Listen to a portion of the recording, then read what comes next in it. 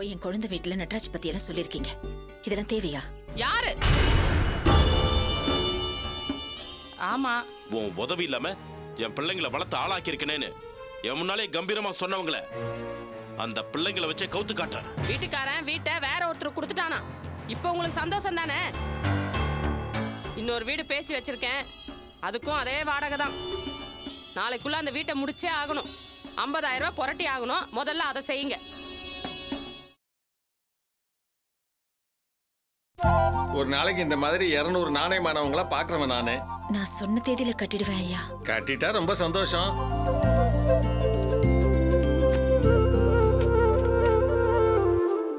அக்கா அதுல கையெழுத்து போடுங்க.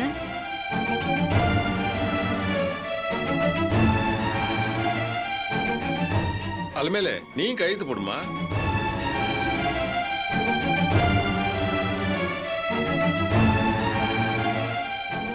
அலமேலே பணம் சொன்ன தேதிக்கு வரலன்னா உன் பையன் ஆட்டோ ஏன் ஸ்டாண்ட்ல தான் ஓடுது, ஞாபகம் வச்சுக்க.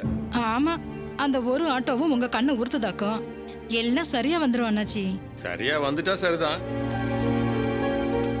இந்த பாருங்க, நீங்க கேட்ட 60,000த்துல 8,000 ரூபாய் வட்டி பணம் எடுத்துக்கிட்டு 52,000 ரூபாய் வச்சிருக்கேன். மாசம் 5,000 ரூபாய் வீதம் ஒரு வருஷத்துக்கு நீங்க பணம் கட்டணும். 6வது மாசம் முடிஞ்சதும் அடுத்த 6 மாசத்துக்கான வட்டி 8,000 நீங்க கொண்டு வந்து கட்டிடணும். இந்தாங்கம்மா நீங்க கேட்ட பணம். ரொம்ப நன்றிங்க ஐயா. 8ஆம் தேதி ஆனா கரெக்டா கட்டிடுவாங்க. அப்ப அந்த பணத்தை சரியா எண்ணி பார்த்து எடுத்துட்டு போங்க.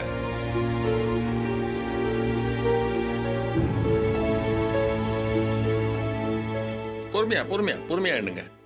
ரொம்ப நல்ல மனுஷன். ஆனா கரார் பார்ட்டிக்கா.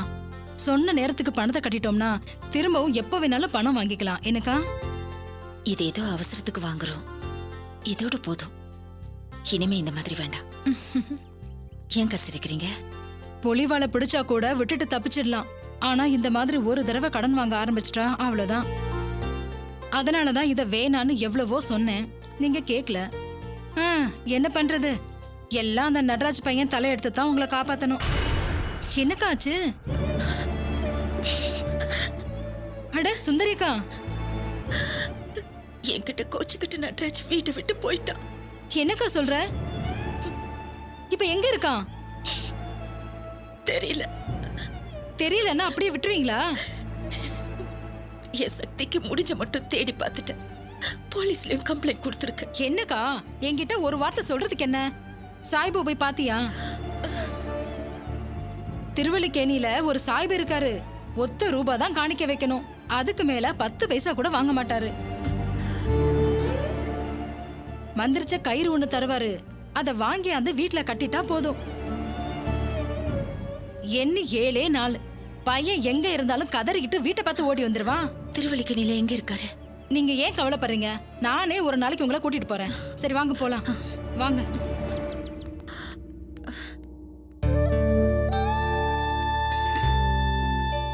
ஸ்வேதா, காஃபி எடுத்துக்க.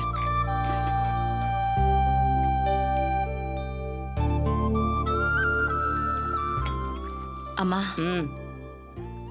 தெரிஞ்சவங்க வீட்டுல வேலைக்கு ஆள் வேணும்னா சொல்லுங்கம்மா. காலையில நம்ம வீடு, நர்மதா வீடு, அங்க இருந்து மது வீடுன்னு உனக்கு நேரம் சரியா இருக்கு. சாயந்தரம் கிளினிக் போயிடுற. இதுக்கப்புறம் எப்படி இன்னொரு வீட்டுக்கு வேலைக்கு போவ? இல்லம்மா, மது வீட்டுக்கு போயிட்டு வந்து கிளினிக் கிளம்புற வரைக்கும் 4 மணி நேரம் சும்மா தானே இருக்கேன். இருக்கட்டுமே, அப்பவாது கொஞ்சம் ரெஸ்ட் கிடைக்கும்ல. இல்லம்மா, பெட்ரோல் பங்க் சம்பளம் வேற இல்லாம போச்சு. அதுக்கு தான் மது வீட்டுக்கு வேலைக்கு போறியே. அது என்னமோ சரிதான். ஆனா எனக்கு தான் வருமானத்தை தாண்டி செலவுகள் வந்துகிட்டே இருக்கேன். மதி தண்ணி கொடுத்தனும் போக அட்வான்ஸ் நான் தான் தரணும்னு மதியோட மாமியார் பிடிவாதமா நின்னுட்டாங்க. ஐ, இது என்ன புது கதையா இருக்கே? இது கூட அவங்க பண்ணிக்க மாட்டாங்களாமா? என்ன பண்றது, ஏதாவது சொன்னா கேட்டிக்கு போட்டியா பேசுறாங்க. நீங்களா பார்த்து தானே கல்யாணம் பண்ணி வச்சீங்க, சீர்சனத்தை என்ன பண்ணீங்கன்னு அடிக்கடி அடிக்கிட்டே போறாங்க. ஏண்டி இப்ப நீ எதுலடி குறை வச்ச? ரிசப்ஷனை முடிஞ்ச வரைக்கும் நகை நட்ட போட்டு மாப்பிளைக்கு ட்ரெஸ்ஸையும் வாங்கி கொடுத்துட்ட. 10ஆவதுக்கு மொத்த குடும்பத்தையும் உட்கார வச்சு இவ்வளவு நாள் வடிச்சு கொட்டிட்ட. இன்னும் என்ன வேணுமா அந்த அம்மாவுக்கு? மதிய கல்யாணத்தை முறையா செய்யலையா? காலத்துக்கும் அவங்க குத்தி காட்ட காரணமா இருக்கே. நான் தனிச்சு பணிச்சு தானே போக வேண்டி இருக்கு.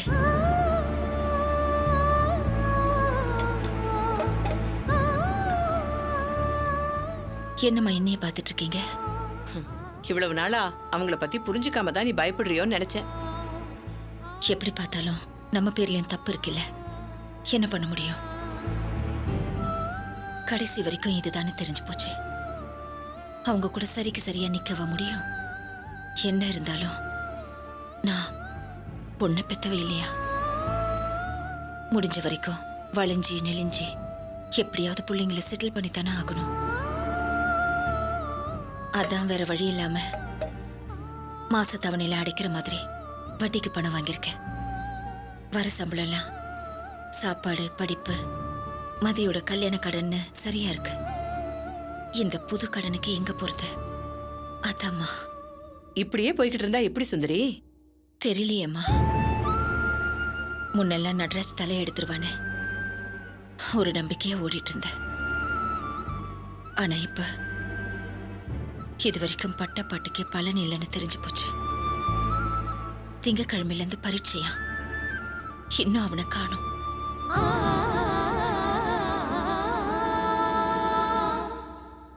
ஒரு தடவை அவனோட பரீட்சைக்கு பணம் கட்டணும்னு ஒரு வாரமா காய்ச்சல் இருக்கும் போதும் லீவே போடாம ஓடி ஓடி வேலை பார்த்தேன். இப்ப எதுக்குமே அர்த்தம் இல்லாம போச்சேம்மா. இப்பெல்லாம் முன்ன மாதிரி அவன் படிச்சு ஆளாகி என்ன நல்லா வச்சுப்பாங்கிற நினைப்பு கூட போயிடுச்சுமா. அவன் நல்லா இருந்தா போதும் ஆயிடுச்சு. அதான் எல்லாரும் சொல்லியும் கேட்காம எப்படியாவது வந்து பரீட்சை எழுத மாட்டானான்னு பரிகாரம் கோயிலுன்னு ஓடிக்கிட்டே இருக்கேன்.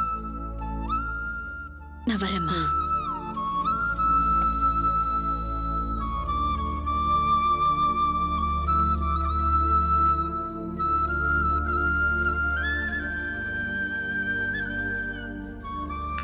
பாவம் அந்த அக்கா இன்னும் எவ்வளவு நாள் தான் இப்படி கஷ்டப்பட போறாங்களோ. இத அவ பிள்ளைங்க உணர்ந்துட்டா போதும், அடுத்த நிமிஷமே எல்லாம் சரியாயிடும். பாவம், அதுவும் அவளுக்கு கொடுத்து வைக்கல. நீங்க பரிகாரத்துக்கு பணம் கேட்டு தரலன்னதும் திரும்பவும் உங்ககிட்ட கேட்க பயந்துட்டு தான் அவங்க வட்டிக்கெல்லாம் வாங்கியிருக்காங்க போல. நீங்களே கொடுத்துருக்கலாம்லம்மா. இல்ல ஸ்வேதா, நான் ஏற்கனவே நிறைய செஞ்சுட்டேன். அவ மேல எனக்கு அக்கறை இல்லாம இல்ல. அதுக்காக எல்லா பிரச்சனைக்கும் கொடுத்துக்கிட்டே இருக்க முடியாதுல்ல. யதார்த்தம்னு ஒண்ணு இருக்கே. இருந்தாலும் கொடுக்கலன்னு உங்க மேல வருத்தப்பட மாட்டாங்களாம்மா? நிச்சயமா இருக்காது. திரும்ப திரும்ப எனக்கு தொந்தரவு கொடுக்க கூடாதுன்னு தான் அதுக்கப்புறம் அவ என்கிட்ட கேட்கவே இல்லை. பணம் தந்தாலும் தரலனாலும் சுந்தரி சுந்தரி தான். அவ பேச்சிலேயோ நடவடிக்கையிலையோ ஒரு சின்ன வருத்தம் கூட தெரியாது. எல்லாத்துக்கும் மேல நாளைக்கே நான் பணம் காசுன்னு எல்லாத்தையும் இழந்து நின்னா கூட எங்க இருந்தாலும் சுந்தரி எனக்காக ஓடி வருவா.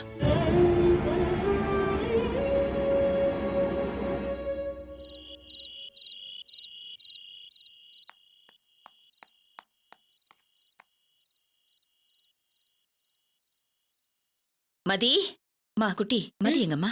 உள்ள இருக்கா. மதி, என்னம்மா? மாப்பிள்ளைய கொஞ்சம் கூப்பிடுமா. வீட்டு அட்வான்ஸுக்கு கேட்ட பணத்தை அவர்கிட்டே கொடுத்துறேன். அவர் ஊருக்கு போயிட்டாருமா. ஊருக்கு போயிட்டாரா? என்னம்மா சொல்ற? ஏன் கேட்க மாட்டீங்க? வெறும் அட்வான்ஸ் பணத்தை மட்டும் கொடுத்தா ஆச்சா? வெறும் வீட்டுல உட்காந்துட்டு வெறிச்சு பார்த்துட்டு இருக்க சொல்றீங்களா? குடும்பம் நடத்துறதுக்கு பாத்திரம் பண்ணலாம் தேவையில்ல. என்ன சம்பந்தி இது? இப்படி ஒவ்வொன்னா ஆரம்பிச்சா நான் என்ன செய்யறது? நீங்களே சொல்லுங்க. என்னது ஒன்னொன்னா ஆரம்பிக்கிறேனா? ஏங்க என்னங்க நீங்க இப்படி விவரம் இல்லாம இருக்கீங்க? பொண்ணை தனி கொடுத்து அனுப்புறவங்க இப்படி அனுப்புவாங்க? இதெல்லாம் உங்களுக்கே தெரிய வேண்டாமா? இதெல்லாம் உங்ககிட்ட சொன்னா நீங்க எதையும் செய்ய போறது இல்லைன்னு எனக்கு தெரியும். அதான் என் பிள்ளைய அனுப்பி என் வீட்டுல இருக்கிற சாமா சட்டெல்லாம் எடுத்துட்டு வர சொல்லியிருக்கேன்.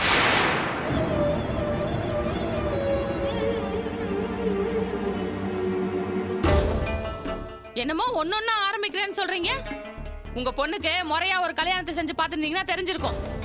இது வரைக்கும் உங்க பொண்ணுக்கு என்ன செஞ்சிருக்கீங்க சொல்லுங்க பாப்போம். இல்ல நான் தான் வாய் விட்டு எதனா கேட்டிருக்கேன்னா? இப்போ நான் உங்ககிட்ட வாய் திறந்து எதுவுமே கேட்கல. சோமெங்கன்னு நீங்க கேட்ட கேள்விக்கு பதில் சொன்னேன், அவ்வளவுதான்.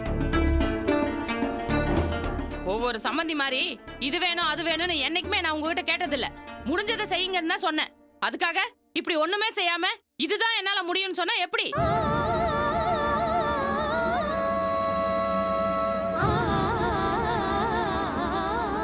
உங்க பொண்ணு நல்லபடியா குடும்பம் நடத்த என்னென்ன வேணுமோ அது எல்லாத்தையும் நானே செஞ்சிடறேன்.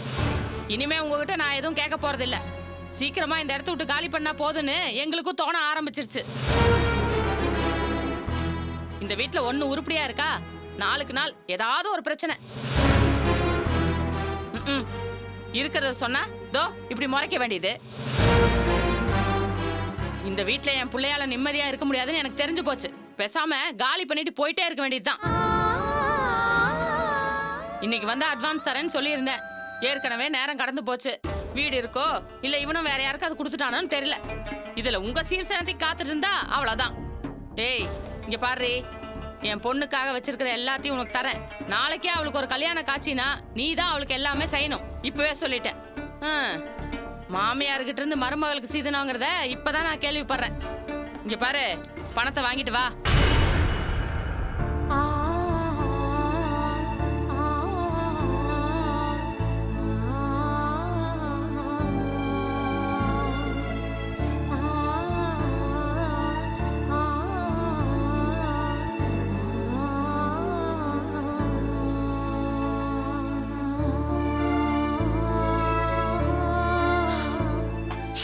அம்மா, என்னம்மா அது? நீ ஒன்னொன்னுத்துக்கு எவ்வளவு கஷ்டப்பட்டுட்டு இருக்க. அவங்க என்னடா வாய்க்கு வந்தபடி இஷ்டத்துக்கு பேசிட்டு இருக்காங்க. நீ அதை கேட்டு ஒண்ணுமே பேசாம இருக்கேம்மா. என்ன குட்டி செய்யறது? இவ்வளவு நாள் பொறுத்துக்கிட்டோம். இன்னும் 2 நாளும் 3 நாளும் இப்ப போய் பேசி ஏன் பிரச்சனை பண்ணிக்கணும்? ஒரு வழியா அவங்க இங்கிருந்து கிளம்பி புது வீட்டுக்கு போனா போதும். இவங்க பண்ற பிரச்சனை எல்லாம் இப்ப எனக்கு பிரச்சனையே தெரியல குட்டி. இப்போதைக்கு என் கவலை எல்லாம் நட்ராஜ பத்தி தான். எங்க போய் தேடுறதுன்னே தெரியல. ஒரே புள்ள, அவன் திரும்பி வந்தா அதுவே எனக்கு போதும். இது வரைக்கும் எனக்கு நான் எதையுமே வேண்டிக்கிட்டதில்லை. என் பிள்ளைங்க நல்லா இருக்கணும்னு தான் தினம் தினம் வேண்டிட்டு இருக்கேன். அவனா திரும்பி வந்துருவான்ற நம்பிக்கை எனக்கு விட்டு போச்சு. இனிமே எல்லாமே கடவுள் விட்ட வழி.